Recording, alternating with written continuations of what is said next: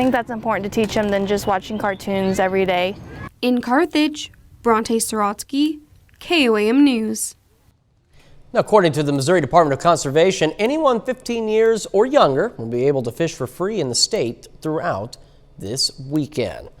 Well, Scales and Tails in Joplin held an aquatic swap meet. Swap meet sold everything aquatic related, hence the aquatic swap meet. That included fish food and equipment to actual fish, like you see. The organizer of the aquatic swap meet says they hosted the event to get more of the community interested in this hobby. They say having water and fish in one's home can even help people relax and unwind. This is a hobby of peace and tranquility. This is something you can dive into your creativity side. You could create beautiful scapes. You could create an underwater world and an ecosystem that you have in your own mind and vision. They say they've seen swap meets like this for aquatic items in Springfield and Tulsa and wanted to have the opportunity in Joplin as well. Well, today, President Biden declared the U.S. is back at the meeting of G7 leaders in England. Once again, allies are being embraced, not alienated. Officials are praising common solutions to global problems, but their united front is already being put to the test over how to best check China's ambitions and stop Russian meddling. CBS's Nancy Cortez is at the G7 with more. We learned today that the president will not be making a joint appearance with Russian President Vladimir Putin after the two sit down in Geneva next week. The White House looking to create as much contrast as possible between that conversation and the ones taking place here in Cornwall. Repairing alliances one handshake at a time. Today, President Biden met one-on-one with French President Emmanuel Macron. As we say back in the States, we're on the same page. All of the G7 leaders came together today to announce a new global infrastructure initiative called the Build Back Better World Partnership. And yes, that is a reference to a frequent White House slogan. We're going to build back better. We build back better. The G7 countries are vowing to work together to marshal hundreds of billions of dollars of infrastructure investment for low and middle income countries in the coming years. It's a move designed to compete with a well-financed Chinese infrastructure initiative in 70 countries that's known as Belt and Road. I think it's great to have the U.S. president part of the club and very willing to cooperate. Looking ahead to next week, the White House announced today that President Biden will not hold a press conference with Russian President Vladimir Putin following their summit, as his predecessor did at the last summit in 2018. He just said it's not Russia. In a statement, the Biden White House suggested Putin can't be trusted to tell the truth in such a setting. Quote, a solo press conference is the appropriate format to clearly communicate with the free press the topics that were raised in the meeting, especially in areas where we have significant concerns. In a new interview, Putin said the Russia-U.S. relationship has hit a low point. President Biden, of course, is radically different from Trump because President Biden is a career man. He has spent virtually his entire adulthood in politics, and it is my great hope that, yes, there are some advantages, some disadvantages, but there will not be any impulse-based movements on behalf of the sitting U.S. president. As the G7 talks draw to a close here, the leaders were treated to a dramatic flyover emphasizing the red, white, and blue. Tomorrow, the president and the first lady will take tea with Queen Elizabeth at Windsor Castle before he flies across the English Channel for a NATO summit on Monday in Brussels. We take this time now to honor one of our many four-state heroes. Edwin Bossier served in the Army and Navy from 1940 to 1946 and survived the sinking of the USS Yorktown at Midway. His hometown, Joplin. We are proud to recognize Edwin Bossier, tonight's four-state hero. And that is a look at our top stories and a quick check of that forecast on the late edition of the KOAM News at 10. Still ahead, warmer waters invading the Arctic Ocean. We'll tell you more about what some are calling heat bombs.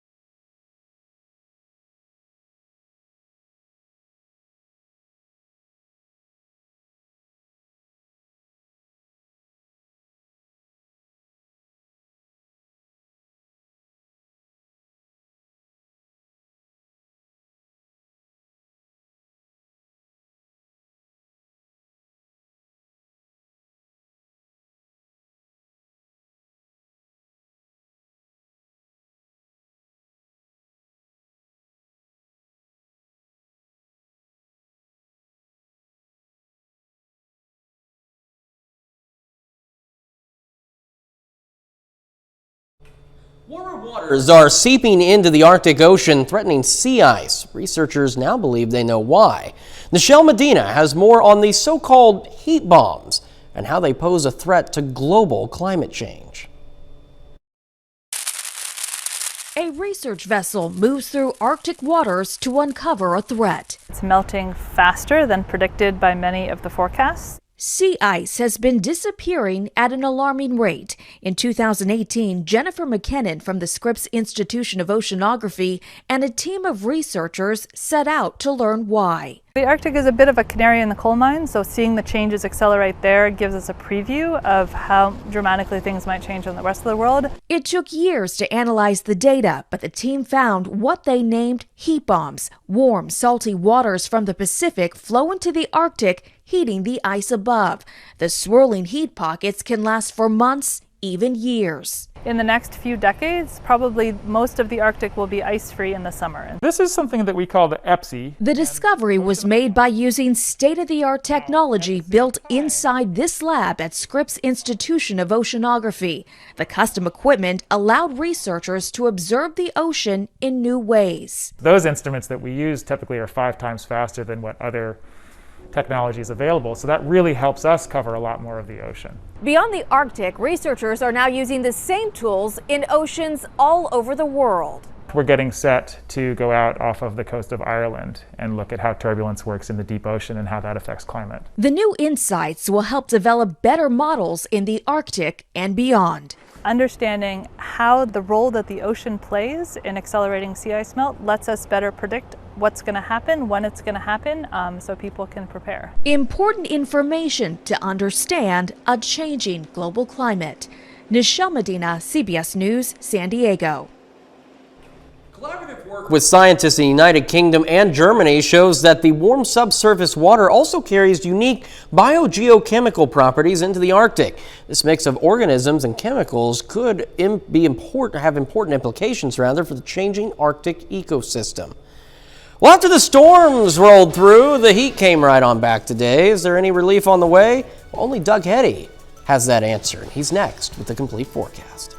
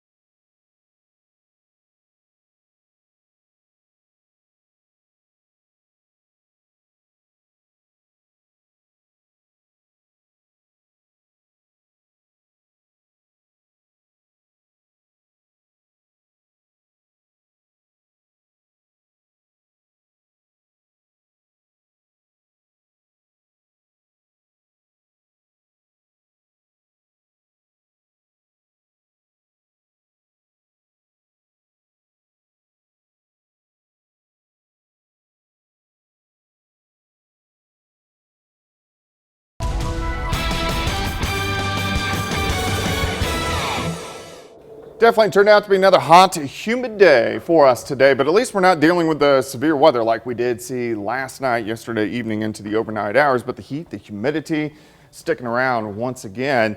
We have partly cloudy skies, great time-lapse Indigo Sky Casino and Resort. Of course, Indigo's just outside of Seneca, Missouri, but it looks pretty good. Nice shot of the sun setting. We are dry. We're going to stay dry at least for the next couple days. Allergies also up there on a scale of 1 to 10. Today's a 7, tomorrow's a 7. This is mainly the tree allergies and the grass allergies. So if you are a sufferer, you're going to be suffering at least the next few days.